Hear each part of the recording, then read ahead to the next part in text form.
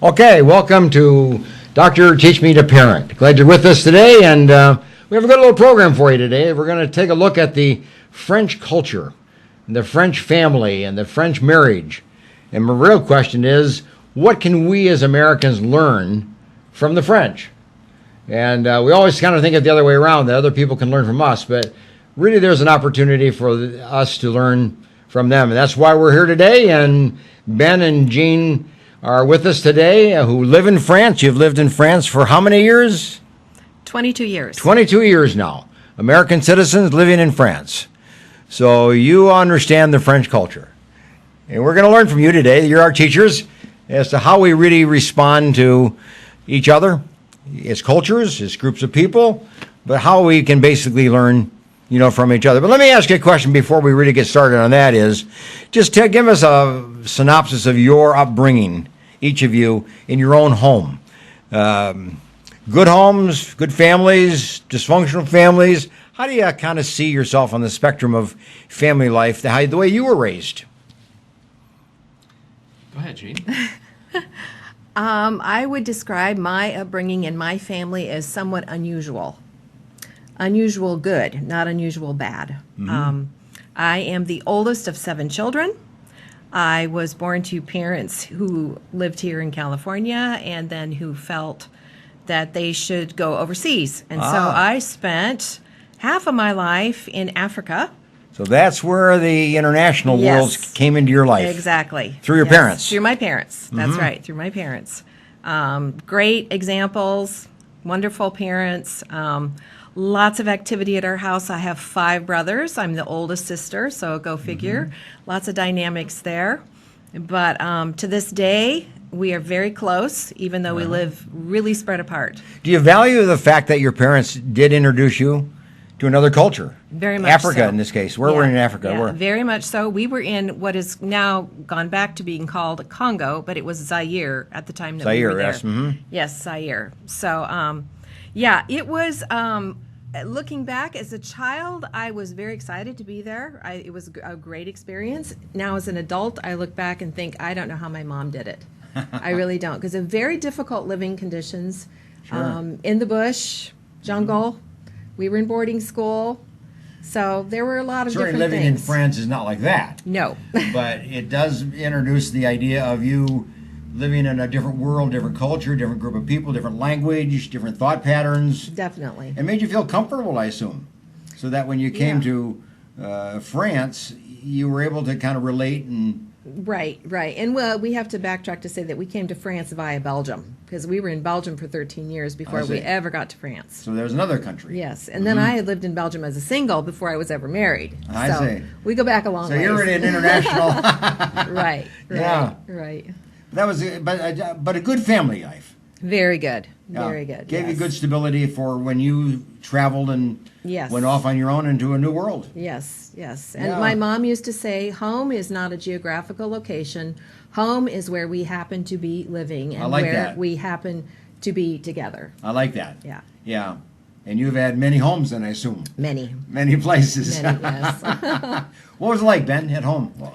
How were you Well, raised? my upbringing was more traditional and monocultural. Oh, yes. I was born and raised in like we used to say, bred and buttered in Tennessee, East Tennessee, in Appalachia. Appalachia. Well, that's a different country, too. Yes, it is, of parents who both were from the coal mines of West Virginia. Yes. And because of the war, and then their training, my mom as a nurse and my father as a businessman in Virginia, he got his first job in East Tennessee, right on the border of Virginia.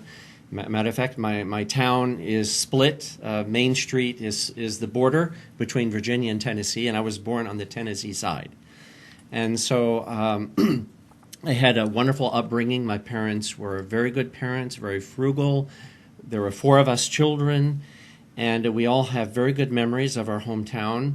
It was only through my own efforts, however, that I discovered the world outside of Tennessee. Through meeting exchange students in high school, getting involved in an exchange program, and having a wonderful Spanish teacher who, even though I was not interested in studies, he managed to interest me in foreign language and things foreign, including classical music and photography, but Spanish was his thing. And so he's the one that really launched me into what is, as I look back, has become a career of cross-cultural living and work. As a teacher. Yes. As a parent and a teacher. Teacher, right? Together, brought the two of you together cross-culturally. Yes. Yeah. We met Give me in one Belgium. thing that your parents did right.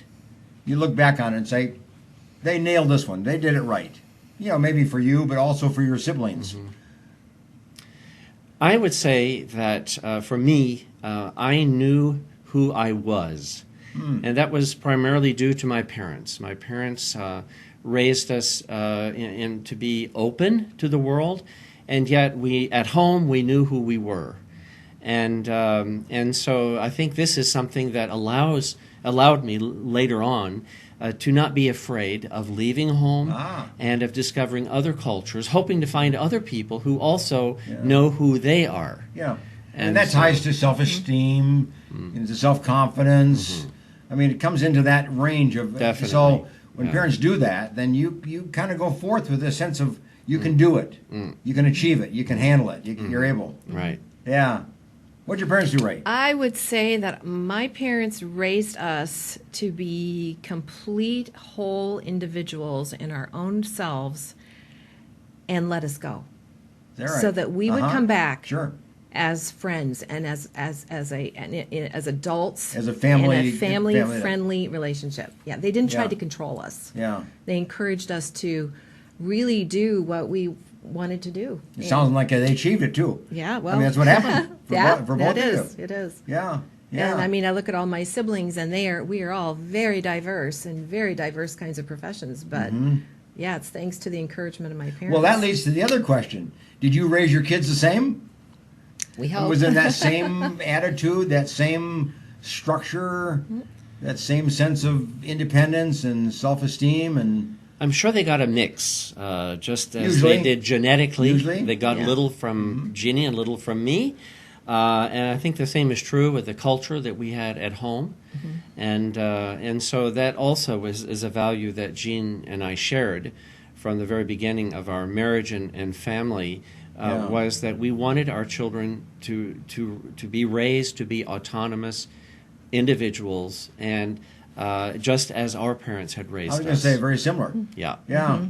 So Yeah. learning autonomy, learning independence, but gradually and in a healthy kind of way, was something that was very important for us. We didn't always agree on at what age one or the other child was ready to make independent decisions, and we learned through that whole process. But It's an individual thing too, isn't it? it is. One kid Yeah. is ready earlier and another kid ready later. Yeah. But they all come to that point. Yeah. Yeah. Yeah, they all do. Yeah. Yeah. How many countries did you live as a family? You take your children, how many countries in which they've lived and functioned? Well, our first child was born in California, but at age Country one. just at 6 months, he was in the airplane going with us to Belgium, and so the other three children were born in Belgium, and so they were raised in part in Belgium, and then we moved to France, and they had to change cultures. The language was more or less the same. The French that is spoken in Belgium and the French that's spoken in France is very similar. But just as I was raised with a very strong Southern accent, and I didn't realize I had this accent until I left home. And That's so right. I was able At to Tennessee, yes. get rid of most of it because I got very tired of having to answer the same questions. What part of the South are you from? And so, and our children, I felt very similar to them because they were raised speaking French with a Belgian accent, which the French tend to make fun of. And so they learned quickly when they moved to France, when they were in either primary school or junior high, that the French thought they were Belgians and made fun of them. And so they dropped their Belgian accents pretty really quickly, yeah. and adjusted to French culture. And so those are the... Interesting how kids can alter their lifestyle, their speaking, their even their dialect to fit in. Right. So that they're not an object of being bullied or Yeah. teased or They're whatever. great mimickers. Yes. Yeah, Yeah. they really are. Yeah.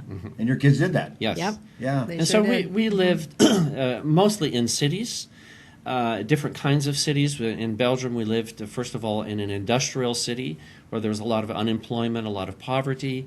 The second city we lived in Brussels, was the capital of Belgium, but also the capital of Europe. And it was a totally different environment that different, they yeah. had to adjust to. Yeah. And then we moved to France's second largest city, named Lyon. And it was a different kind of city. But then in various times we had the opportunity to bring them back to America and live for a year, once in California and then twice for 1 year in Chicago, in the suburbs of Chicago. But that was after they were grown. Yeah. Yeah. So your kids have basically been international kids. Yes. We call that the third culture. Third culture kids. Third culture kids, don't Yeah. we? Third culture kids. Yeah. What is that essentially? What's the essence of that? Well, you have your birth culture, that's your passport culture. So in our case, our kids' passport culture is American. But then you have the culture in which they live and hopefully the language that they speak or have gone to school in, that's your second culture. And the combination of those two makes it a Makes the third third culture one. because they're not living either in one or in the other, but they have their own kind of subculture or Yeah, they have to amalgamation kind of the pick and twos. choose and take from the various cultures around Right, them. right. And they So you create their call own. it TC, they're called TCKs. TCKs. Third culture kids. Third culture kids. Yeah. And that would include kids that are missionary parents, diplomats' parents, business parents, but who have a shared kind of a Do foreign kids lifestyle. themselves think of that in a negative way, or is that a positive characteristic, a positive identity to be a third culture kid? I mean, it rings as it could be a kind of a negative connotation, and Well, I married a Yeah. third culture kid. I am Yeah. not one myself, but I But married I am. one. Yeah. And then we raised 4 TCKs. Yeah. And so I've always seen it as a positive thing. have you? Mm-hmm. I wanted to marry a third culture kid because I felt as if I had a vocation for living overseas, for working in other cultures and with other peoples, and to marry someone who had been raised in another culture for me was very interesting and Sure. and very good. And so we were also very interested in raising our children to be bilingual from birth and also to adjust to new cultures. And so it was fascinating for us to watch our children Yeah. acquire 2 mother tongues and actually 3 cultures. American culture that they inherited through us, and because we had American culture at home when we were alone. And they learned Belgian culture, and then they learned French culture. So, as a family, how many languages do you speak? We all speak 2. English and French. But then our kids, I actually learned Spanish before I learned French. And so our children have learned other languages. They've learned German, Italian, and Russian, And Spanish. and Spanish. And so So together, you have about 6 languages that you can speak. Yeah. Somebody in the family somebody cannot. can. Somebody Ginny can. Somebody was can. raised Yeah. with a trade language in Africa called Lingala. Yeah. And so that is universally spoken by a lot of Africans, even in Europe. They still use Lingala, and Yeah. my wife understands a good bit of it now. So Yeah. Yeah. So it's been a rich history. Yes. it has. Now, a rich history. Yeah, and we Yeah. are very much aware of that. But Jeannie was raised with others in other Americans in Congo that did not necessarily have the same experience she had, and would not necessarily look at TCK culture as a good thing. I see. That's what I was wondering if that is a mixed Yeah. term, so to speak. Yeah. Yeah. And I think that a lot of times, especially for kids growing up in it, you don't really recognize the richness of that particular heritage until you are an adult yourself. Yeah. I know. I comes to you know as that. you Yeah, mature. because Yeah. when you first start out, especially I remember as a high schooler coming back to the States for a year and going to American high school and feeling like I was a total alien because I did not speak the same language. I didn't understand the social cues. I didn't have the vocabulary. I looked like a jungle bunny. I mean, it was not fun. It really wasn't. And I think that TCKs often deal with those kinds of adjustment issues, especially when they transition from high school and go to college. Sure. It's very hard. Yeah. And sometimes they feel embarrassed or regretful, ashamed, or I regretful. would say it's almost a shame that they're not Yeah. the same, or they're not like that everybody else. They just don't fit Yeah. in. And it takes a while to feel like you belong. That it's that feeling of belonging, because a lot of TCKs have been bounced around. And I from assume at place some to point place. it just clicks in. Yeah, You accept it. You this make is who a choice. I am. This is what I am. This is Yeah. my background, and you make it into a good thing. and you make a choice. Yeah. Whether to And you go with resent it. your Yeah. background or to embrace it and look at it as an incredible opportunity that you were given to look at In some ways, you might life even see through yourself other as people's better eyes. than anybody else. I don't know if you Well, really I want mean, to do that, different, but I mean, but you speak yeah. more languages. You've Yeah. had more exposure to the culture, to the geography. Yeah. It's easy to kind of see Yeah. yourself as having You an could, advantage yeah. over your peers. Yeah, yeah. It's yeah, interesting I suppose. because I mean we are proud of our children Sure. for those qualities, but themselves aren't necessarily that proud of it. And I think it's just Is that this right? thing Yeah. of in Or order recognize to it, because they yeah. all chose to come to the United States to do their graduate studies, their university and graduate studies, and so they've had to fit in here. And two of our children who are married have married Americans that are purebred Americans, and so they've all had adjustments to Sure, make, yeah. and they've done very well. But it required some effort, and so it's not automatic. It's not automatic. Yeah. Well, kids have their own story. They have their own history. They have to develop their own pattern, their own life, their own independence. You can see where it's going, but sometimes it's hard as a parent to sit back and just let it happen, let it unfold. Let your kids kind of take the course Yeah. that comes to their life. Right, right. You Yeah. want to give them the tools to help shape their future, but you don't want to force them into something that is not going to be. Let me ask you a appropriate for them. question about fear. When somebody is unknown to you or strange to you, there's a fear that develops between you and that person or situation. You're in a different world, you're in a different culture, in a different country, and you don't understand it fully. Did you live with a lot of fear?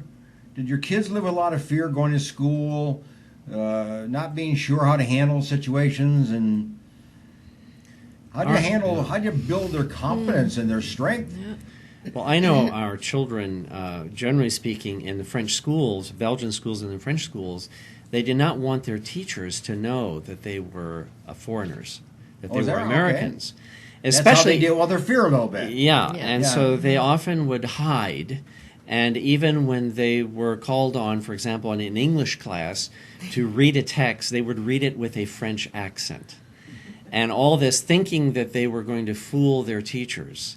Yeah. And so, you know, it took each of them and different amounts of time and experiences to sort of come out of that fear and to actually be proud and confident without feeling necessarily arrogant because of their experiences. And so our children, I think, have done quite well. Yeah, in I'm this sure they didn't regard. want to feel better than anybody else, because then No. that would make them stand out and they'd be attacked. Well, you know, just politically speaking, it wasn't always real easy to be American in Europe, No, I would imagine. especially in the 90s and in the early 2000s. With the war in Iraq, I mean, that was very unpopular where we lived, and our kids did not want to be associated in any way with that America. And they didn't want other people to know about it, you know. Sure. So you can't separate those things, you know, from your kid's identity No. either. No, but you have to deal with it. You do. I mean, there's a fear You there. do. Yeah. There's a hesitancy. Yeah. So you have to talk about it. You have to encourage them, and I mean, they have to find their own strategies how to live in a culture Right. where there's fear, but at the same time, you have to be that source of support and That's right. encouragement We- back of them. We always felt like, you know, you're kind of sending your kids out to battle with wolves, Yes. but we always wanted them to know that they could come home, that it was a safe place, and that they could really be protected. at Yeah, one of home the with differences us. in Yeah. French education compared to American is that in the French schools, they are much tougher on the children. Oh, yeah. And at times they will use sort of shame or embarrassment in hopes of seeing the student improve. Yes. And It was that's a motivational. Exactly. Negative, we call that negative motivation. It is, Yes. and like reading your marks out loud in front of everyone. Yeah, and this Is that is right? this Yeah. has changed over the years, but the reality is that many foreign, especially American children who would go to French schools were not prepared to handle being treated roughly in school, whereas the French children, their parents teach them at home to be tough. So they come and they arrive at school and they adjust much better to French schools than the foreign children, especially the American children, because we have a different understanding of pedagogy and training and teaching and motivating. And so our children did adjust to that, but it was not without difficulty. Were the French teachers, though, mean-spirited, or was it more of a strategy? You know, that they were very nice people, but they took the strategy of being tough and mean and public sarcasm and public criticism, and it was more of a strategy, just to, as you say, get the kids to pay attention and learn. I would say that it was definitely more of a strategy, and that's a Yeah. good distinction you make there. Yeah. There's always perhaps the exceptional teacher Well, that's who is mean-spirited.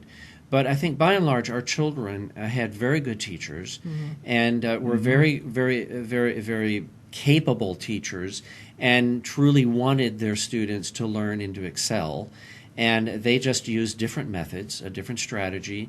And the kids turn out to be tougher when it comes to the workplace, Sure. the marketplace. Well, it carries on into their adult life. I mean, they're does, used to yeah. that kind of competition and feedback and negative motivation. Yeah, they're not going to be praising you at every turn by any means. And school is not fun. It's just not fun. I mean, our two girls went all the way through French high school, and they would say that they had no life because it was not fun. It was very difficult. Academically speaking, they got a tremendous education. Socially speaking, it was a disaster just because The it was French so school, hard. long during the day, Very long. long summers. Short summers. Short summers. Right. Short The summers. school, they have 2 months of vacation. in the 2 months of summer. vacation. Yeah. And then they have a, Yeah. a long school week. Yes. And they come home with 2 to 3 hours of homework. So we lived outside the city of Lyon. Our kids took a bus into the city to go to their high school. They So left that at was 7 like in the another hour of morning. travel. They left at 7 in the morning, and they did not get home until 7 at night. And then they would have hours of homework afterwards. And in their senior year, they had their exams every Saturday morning. So they had 4 hours of exams every single Saturday.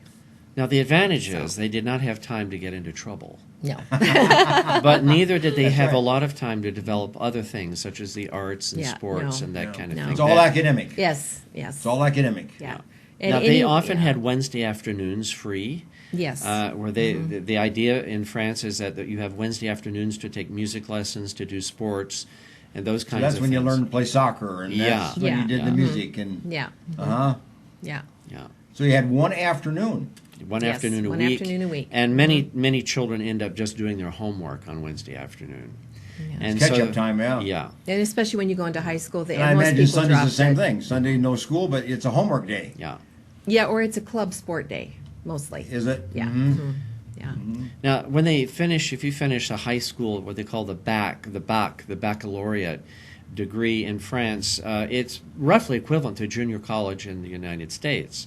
And so they found the first 2 years of university in the United States quite easy. I was going to say that'd been very easy for them. Yeah. Yeah. Yeah. But they were challenged in the last years of their university education. And then learning to write and to take tests in English Yeah. because taking tests here is very different than how they were Sure. learned. Yeah. Learned. Yeah. But testing was a lot of answers, question and answers, discussion, essay writing, as compared to true, false, Yes. 1, 2, 3, 4, and that Yeah. kind of thing, right? Yeah. Essays. I mean, uh-huh. they were expected to write and explain No themselves, multiple and defend choice. themselves. No No multiple true or choice. They did false, not no. know how to take No multiple multiple choice. choice. No, they did not know how to take multiple choice tests. It was their, oh my goodness, it was so hard for them.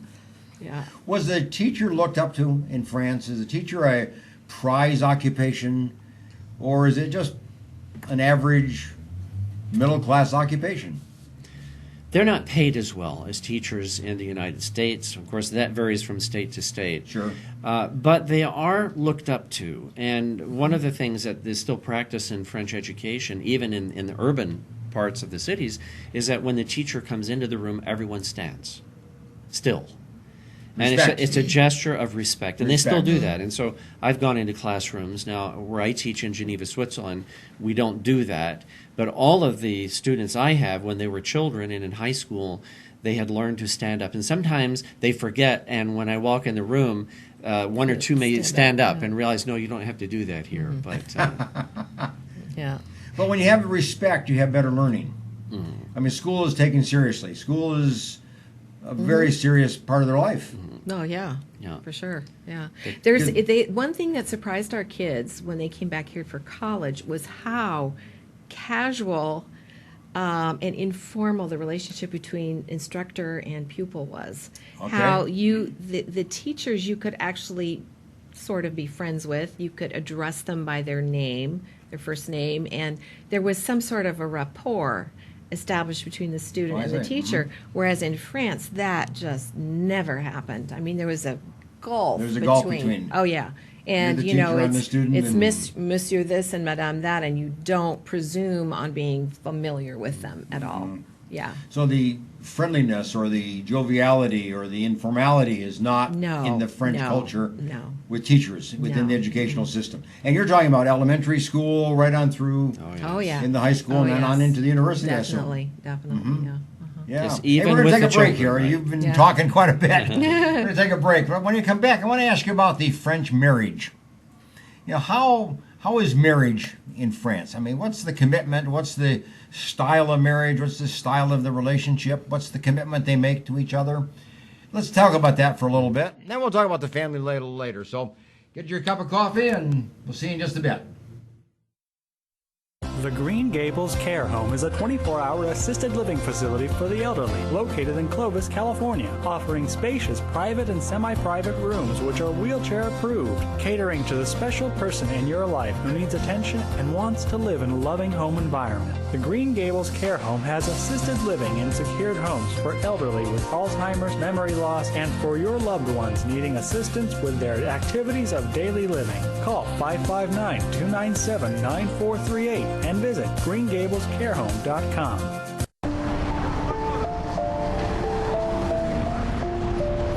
Sometimes good intentions hurt rather than help.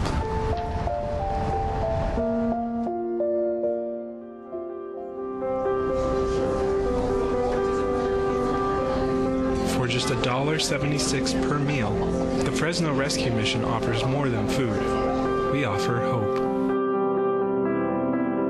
Please donate today. Do you need a locksmith? Layman's Lock and Safe Service and Repair is available for you. 559-228-1805. Gained a lot, learned a lot, and got a lot of love. If it weren't for the knowledge that I had gained from the classes at PCC, I probably wouldn't be the mom I am today. See, there it goes. I would love you to meet my son, Aaron. My situation was very difficult. I didn't know how my life was going to turn out. We graduated in June 2010 and we got married in July. And through family, the Pregnancy Care Center changed our lives.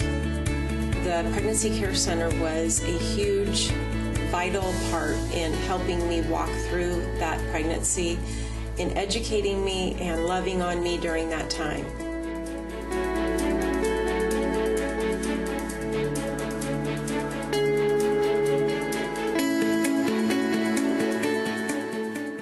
Choosing a Medicare plan can be difficult and frustrating.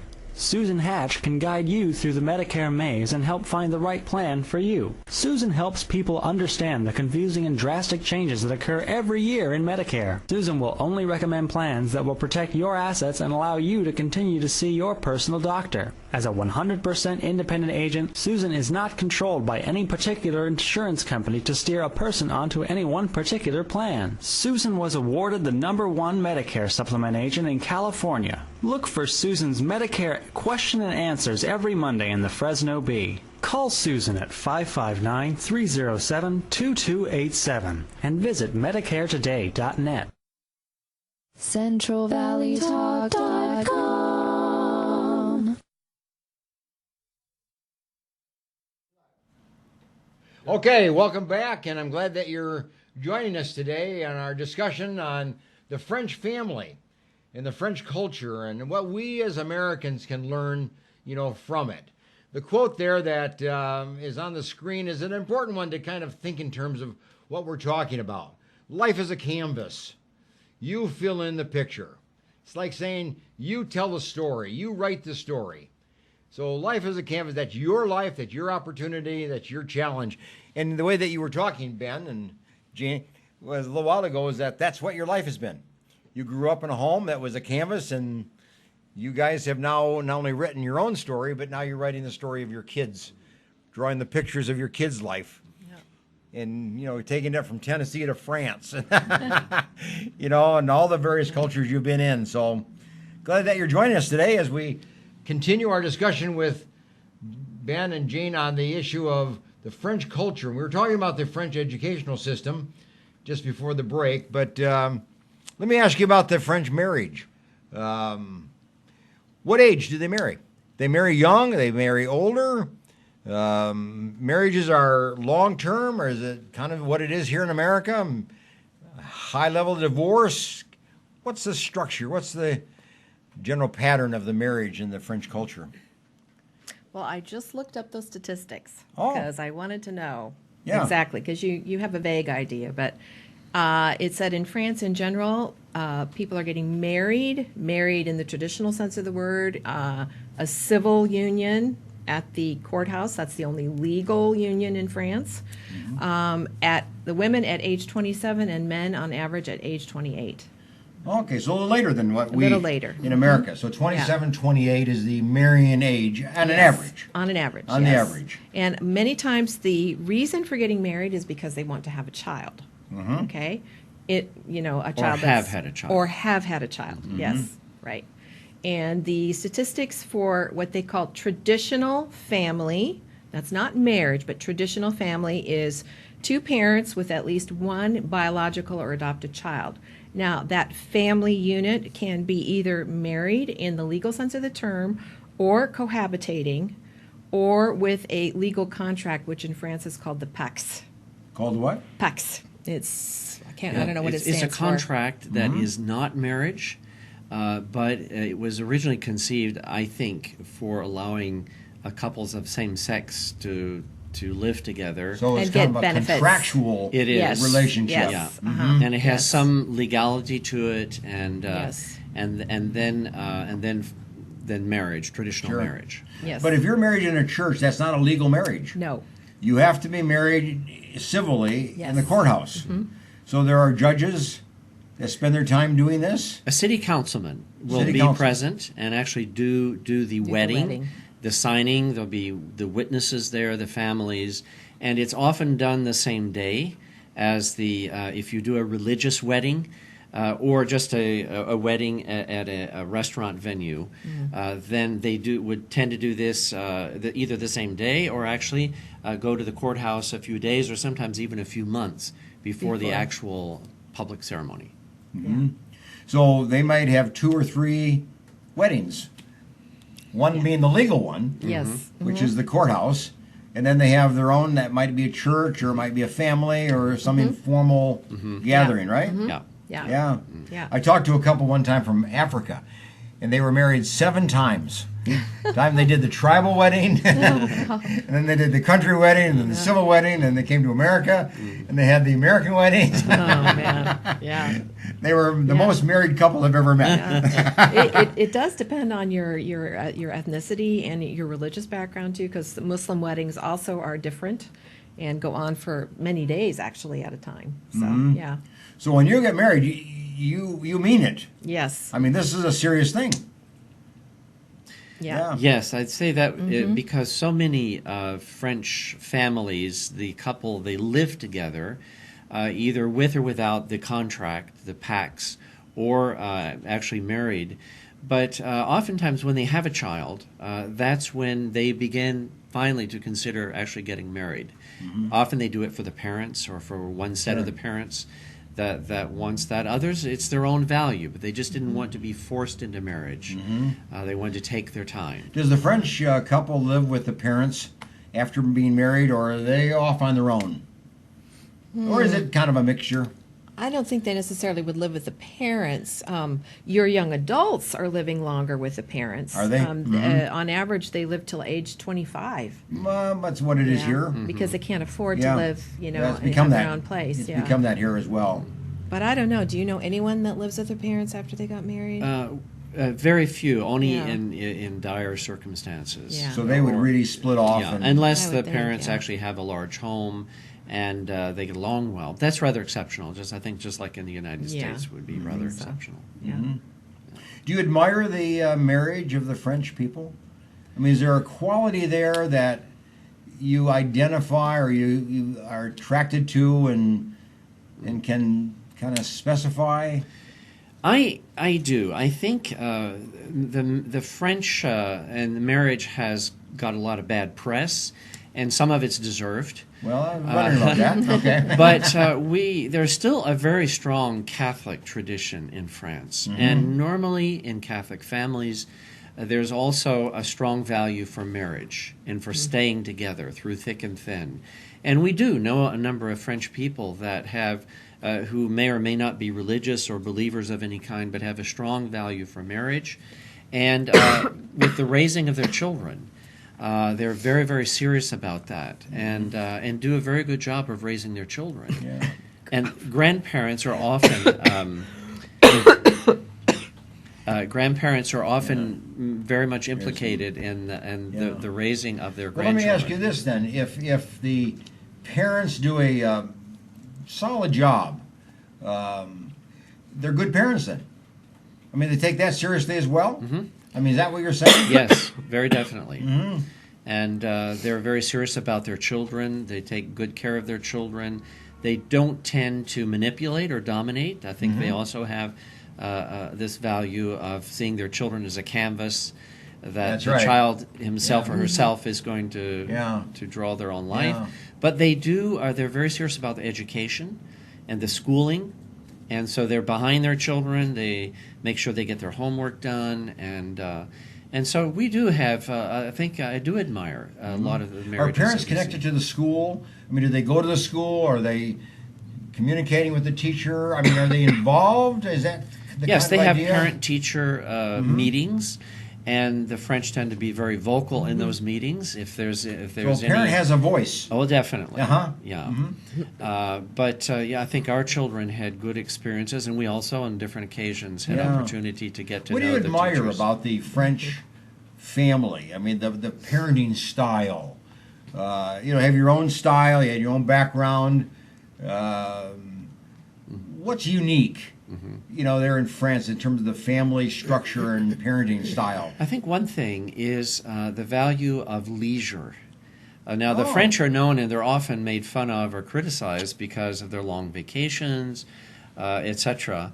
And it's true that many French people have up to 5 weeks of vacation every year, and they have 1 or 2 months of extra salary to help them enjoy that vacation. I see. So that sounds like they're rather Yeah. soft, but the truth is that according to surveys that are done in Western countries for the last 50 years, the French almost every year turn out to be the most productive worker. They don't necessarily work the most hours in the week because of this value of leisure. They have a 35-hour work week, although they would prefer to work a little more and make more money. Sure. But they may only work 35 hours a week if they so choose. And when they go on vacation, they go as families. And they have a strong tradition of going away, sometimes to a family house. Just be a and- family house to a beach. Yes, To to the some mountains. another country. Yes. As a family. As a family, and they stay together the whole time, and they do things together. And they love table games, and so they do have a strong tradition in leisure, and they consider themselves probably to be the most advanced in the world when it comes to taking advantage of leisure time. Is that right? Yeah. So is the church important to the French family? Catholic Church primarily, I'm sure. But is it important to does the family life revolve around the church in any form, or? Not for a majority of French people. Most French people are of a Catholic background. About 65% to 70 would call themselves at least cultural Christians. Of those, maybe 10% actually would attend church on a regular basis. But we also know some very active parishes in the cities where we have lived. Very family-oriented, a lot of children's activities, a lot of scouting, Scouts. and movements that these parents feel are very, very important for their children to be part of some kind of cause or movement outside of school. And if they have the strong value of education, they also have the strong value of being part of a movement or a cause outside of school. Yeah. So the family is like a unit. It kind of works together, goes together, plays together. Yep. And as I said, the grandparents, oftentimes, at least one set of them, will actually be highly involved in the raising of their grandchildren. Because many women work. Yeah. Yeah. I see. So they then need the grandparents to take care of the kids. So the grandparents kind of pick up that slack. Yes. Yeah. And Yeah. grandparents can even live with the families at times. Yeah, although And, that's less, more true in less Eastern usual. Europe than in Yeah. France, but it's still there's a. Well, I see that as a closeness. good thing myself, because as a psychologist, the research shows that older parents, including grandparents, are better parents. Kids that are raised by older parents do far better academically, do better socially. You know, their own emotional stability is greater. Right. So Well, many French people only start having children in their 40s. Yeah. is that right? One of the statistics So they I are read, older. yeah. So therefore, When they start those having kids children. then are better kids. Yeah. Yeah. They may get married at 28 or 30, but many of them will not have children until 40. Because a lot of women work, they want their own career Yeah. before they start settle And they're only down. going to have one or two Yeah. children. Yes. Mhm. I mean, that's Yeah. One they're or not two. aiming to have 6 and 7. That's No. yeah. So actually, then the culture is kind of a family culture. I mean, what you're saying. Well, for those that are in families. Now, what Yeah. is really sad at times is a number of French people who have no family. It could be because they were the only child and All their right. parents die, and they're left alone. And a few years ago, there was an incident during the summer vacation when there was a heat wave in France, and about 14,000 French people died, probably due to the heat. And of those 14,000, many of them were elderly people whose children were on vacation at the beaches and the mountains. Many of them refused to come home to bury their parents. And so the city of Paris, for example, had to take the responsibility of burying the parents, of the elderly parents of these families. And it was a shock in France and all over Europe to discover that there were families that were not taking care of their elderly parents. And in many situations, there were families where they were estranged. There were divisions in the family. Did the No culture talking. pick that up though by having nursing homes and alternative living they arrangements, do. or were these people just pretty much on their own and having to figure it out? Yeah. Yes, that's very common, Yeah. and unfortunately, in many of these nursing homes, there was not air conditioning, Which is why they died.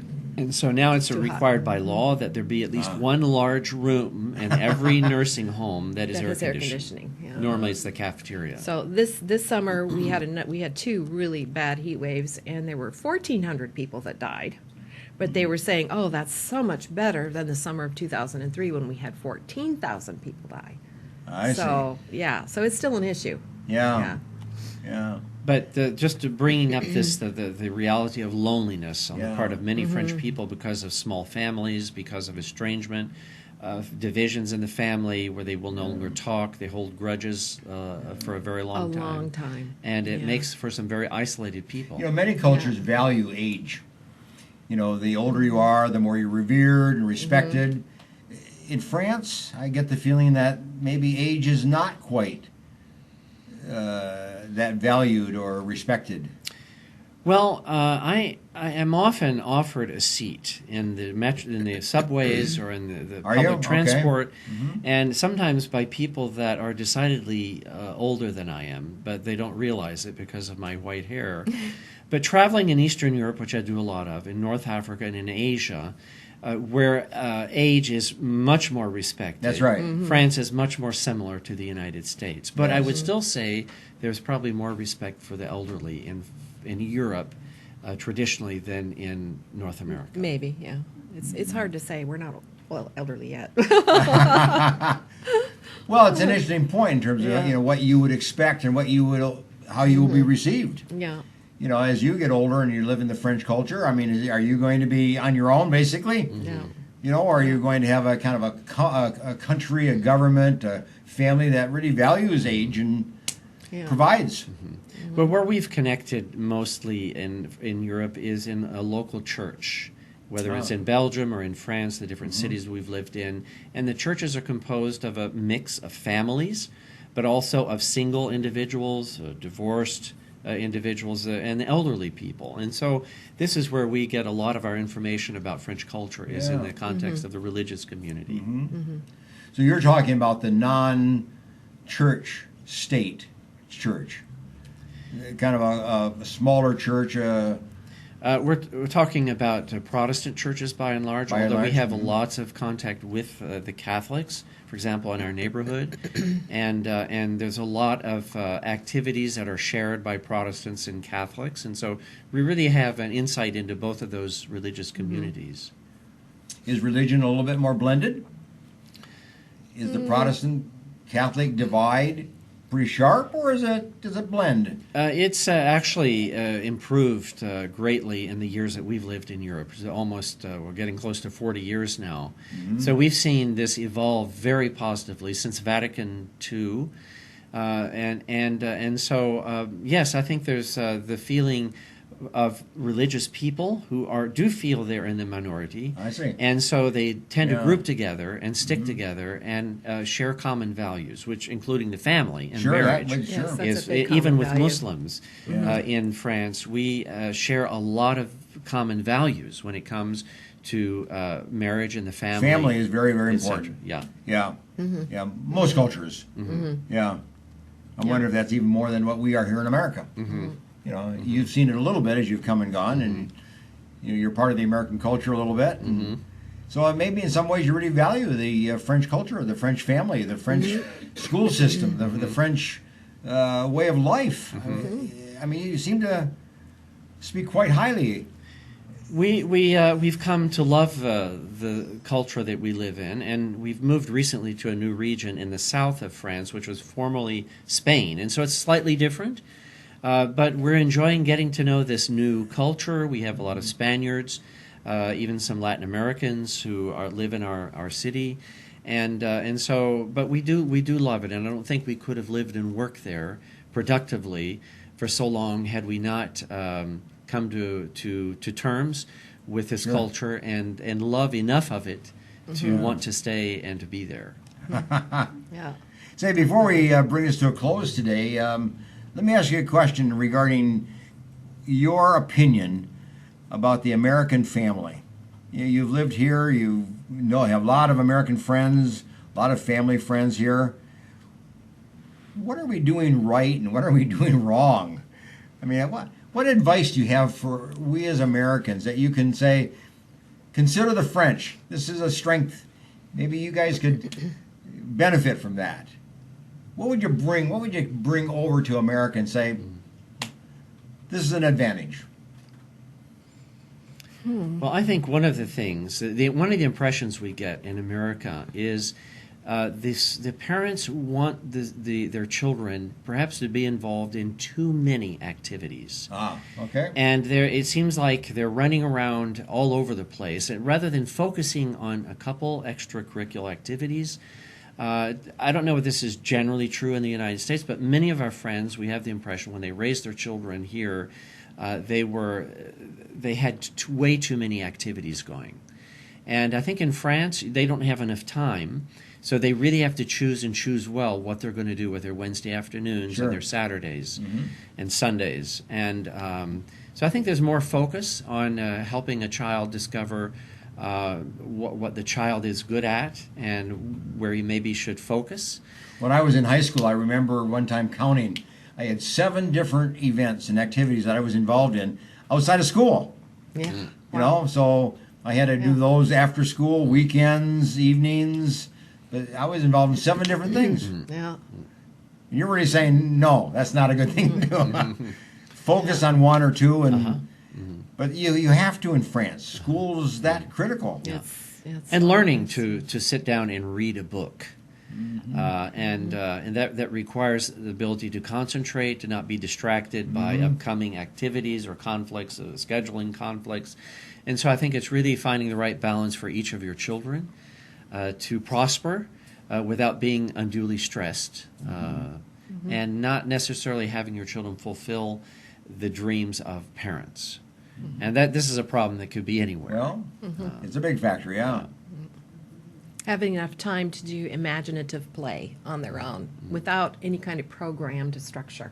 I think that's To really be important. self-creative and to, Yeah. I appreciate this in our grandchildren. Their moms and dads are both really convinced that they need just the time to play creatively without any other kind of props. Yeah. But their stuffed animals and their books and what have you, and that's a good thing. But one thing that I would say too is that one thing we super appreciated both in Belgium and in France was the fact that Sundays were really the family day because nothing is open. So you can't go shopping even if you want to. Yeah, that's right. Everything closes And down on Sunday. That's right. And so Walmart's it is gone. the day that you spend, it's still very traditional to have a big family dinner, traditional family dinner, lunchtime on Sunday, and you spend all afternoon around the table talking and eating a multi-course meal, going for a walk in the neighborhood, coming back for dessert, not rushing away to do one more thing. And we raised our kids that way because we always had people to our home for dinner after church I on see. Sunday.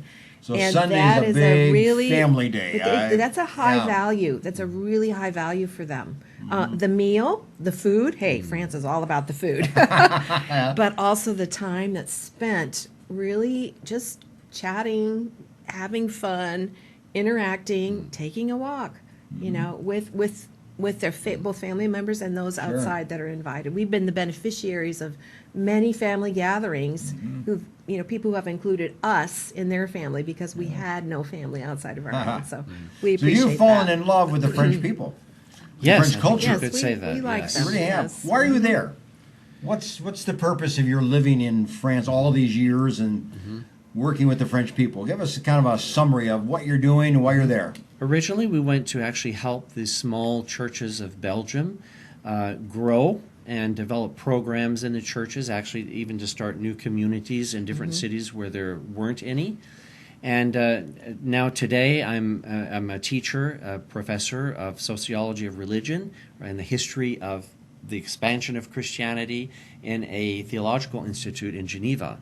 And most of my students will either become religious workers or humanitarian workers, both at home and abroad.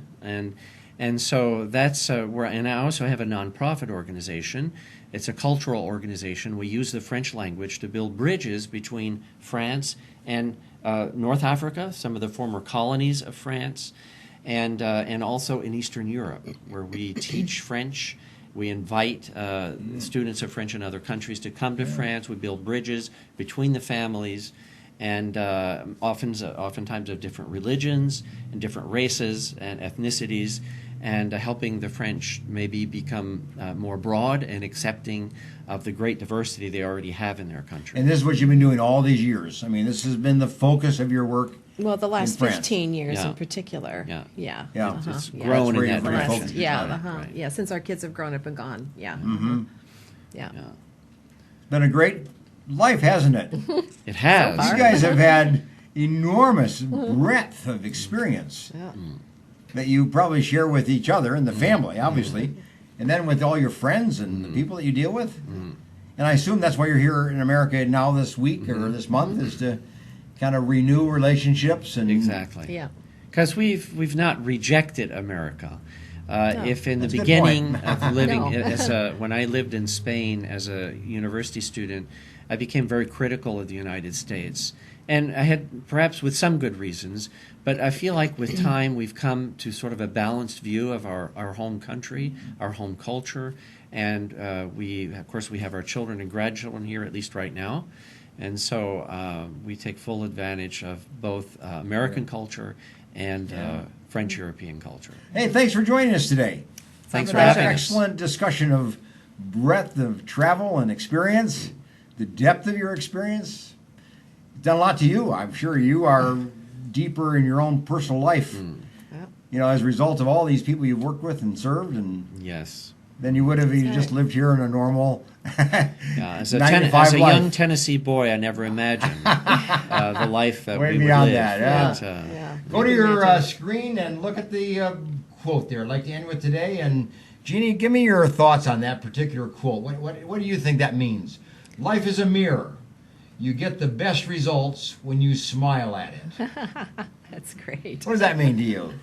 Well, I think that you get out of life what you put into it. You put into if it. you are smiling at life with a positive, joyful, non-critical attitude, you're going to get back from life those very same things. Great summary. I like it. Thanks for joining us today, and we'll see you next Saturday. And have a good week. Bye for now. Pompe disease is a progressive, multisystemic, debilitation, and often fatal muscular disease. The United Pompe Foundation was formed to assist those affected by Pompe with the medical costs and other expenses that they may not be able to fully cover through their insurance. Visit UnitedPompe.com to learn more and to make a tax-deductible contribution to the United Pompe Foundation.